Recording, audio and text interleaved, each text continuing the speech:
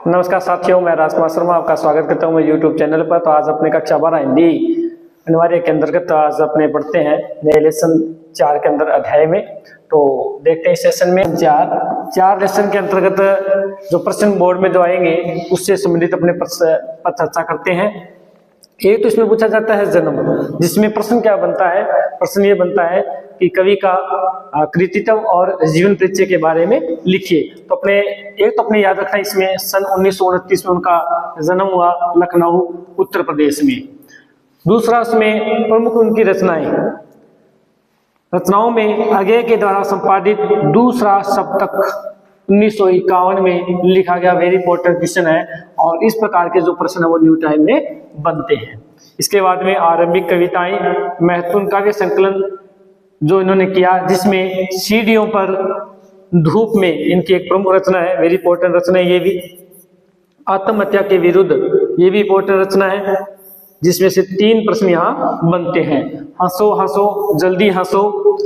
Next है इनकी पत्रकारिता, ऑल इंडिया रेडियो के हिंदी समाचार विभाग से इन्होंने अपना संबंध रखा।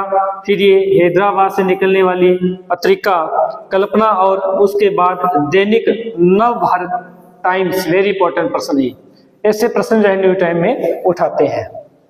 तथा दिनमान इनके एक पत्रिका है, ये भी प्रश्न पूछा जाता है, इनकी पत्रिका कौन सी है, तो ये भी आपको प्रश्न को याद करना है। इनको कौन से साहित्य सम्मान मिले हैं, तो जिसमें साहित्य अकादमी पुरस्कार भी इनको मिला है।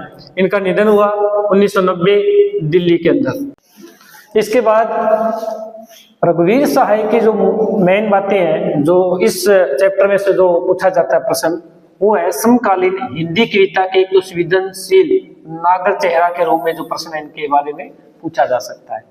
इसके अलावा इन्होंने जो इनकी कुछ रचनाएं हैं, एक तो सड़क है, चौराहा, दफ्तर, अखबार, संसद, बस, रेल और बाजार की बेलोस भाषा में इन्होंने कविता लिखी है। एक इनके बारे में आपको लिखना है।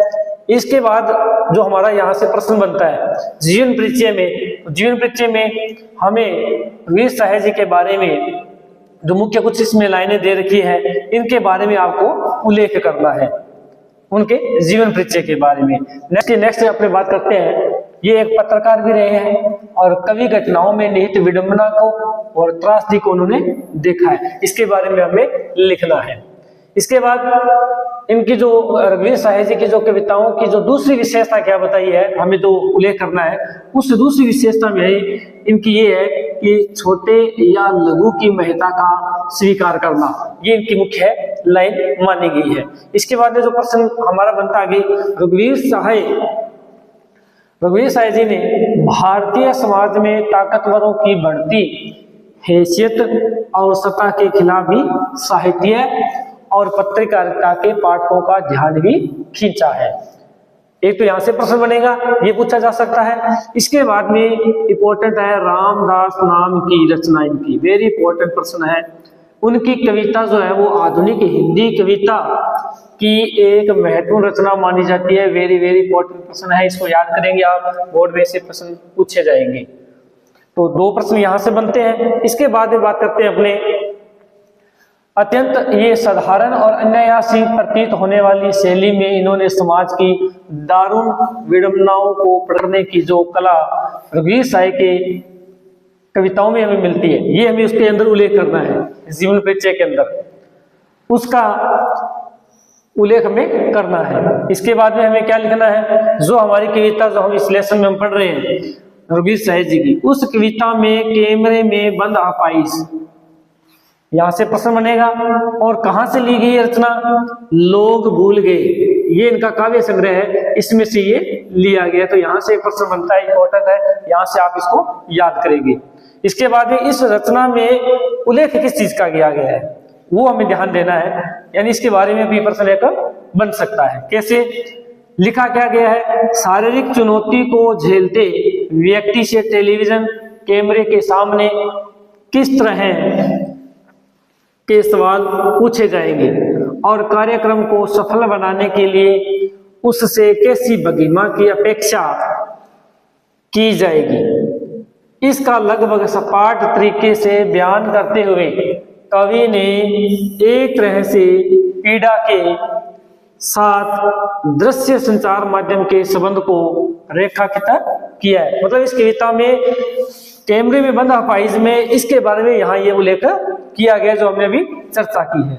इसके बाद में आगे क्या लिखा हुआ है, किसी की पीड़ा को बहुत बड़े दर्शक वर्ग तक पहुंचाने वाले व्यक्ति को उस पीड़ा के प्रति स्वयं संवेदनशील होने और दूसरों को संवेदनशील बनाने का दावेदार होना चाहिए।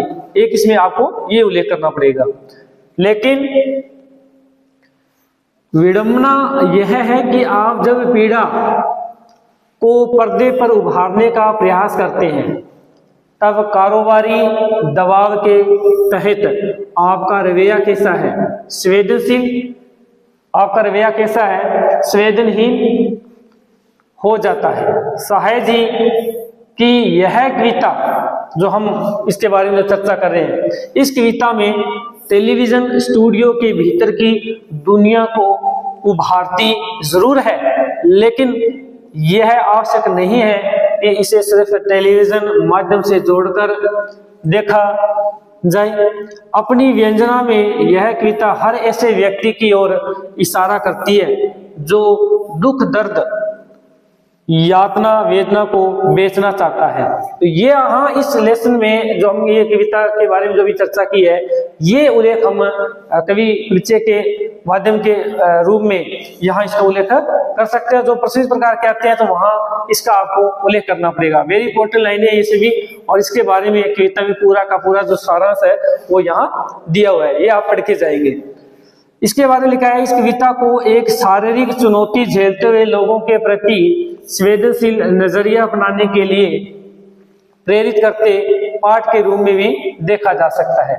इसके लिए कवि ने धूर संवेदनहीनता को रेखांकित किया करने का एक तरीका अपनाया है। वह दिखलाता है कि किस तरह करुणा जगाने के मकसद से शुरू हुआ कार्यक्रम क्रूर बन जाता है। अगर हम ज्यादा किसी के साथ अति करते हैं तो वो क्या बन जाता है, वो कार्यक्रम क्रूर की संज्ञा दी गई है। ऐसे हमें उसमें उल्लेख करना है। अब बात करते हैं कैमरे में जो बंद अपाहिज ये रचना है, ये वेरी इंपॉर्टेंट है। इसमें जो प्रश्न है बोर्ड में पूछा जाएगा, इसमें से क्या आती है लाइनें कि निम्नलिखित कविता की सह प्रसंग व्याख्या कीजिए। एक तो आपको प्रसंग इसको याद करना पड़ेगा, दूसरा आपको इसकी व्याख्या जो अभी अपने चर्चा की है, ऊपर भी हमने जो चर्चा की है उसका भावार्थ ऊपर दिया हुआ है, वो भावार्थ इस पंक्तियों का आपको लिखना पड़ेगा। और तीसरी बात आपको याद रखनी है विशेष।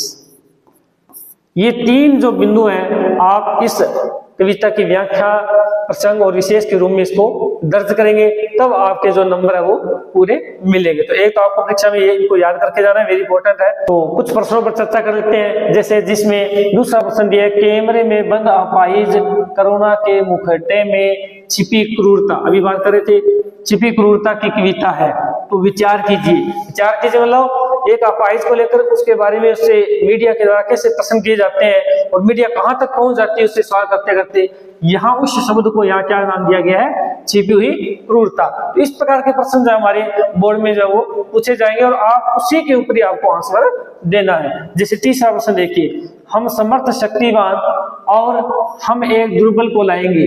तो पंक्ति के माध्यम से कवि ने यहाँ क्या व्यंग्य किया है। अब व्यंग्य का मतलब क्या है, आपको व्यंग्य किसके बारे में लिखना है, आपको ओनली इसी के बारे में लिखना है कि हम समर्थवान मतलब एक ऐसे व्यक्ति को लेके आएंगे जो अपनी दुर्बलता को, जैसे विकलांग व्यक्ति को लेके आते हैं, तो उसके बारे में मीडिया उसे प्रश्न करती है, तो उसके बारे में आपको यहाँ उल्लेख करना है, उसको हम कहेंगे व्यंग्य स्थापित करना। इससे प्रश्नों को आपको ध्यान देकर लिखना होगा। आशा करता हूँ कि ये वीडियो आपको समझ में आया होगा। नेक्स्ट वीडियो के साथ फिर मिलेंगे, तब तक के लिए धन्यवाद।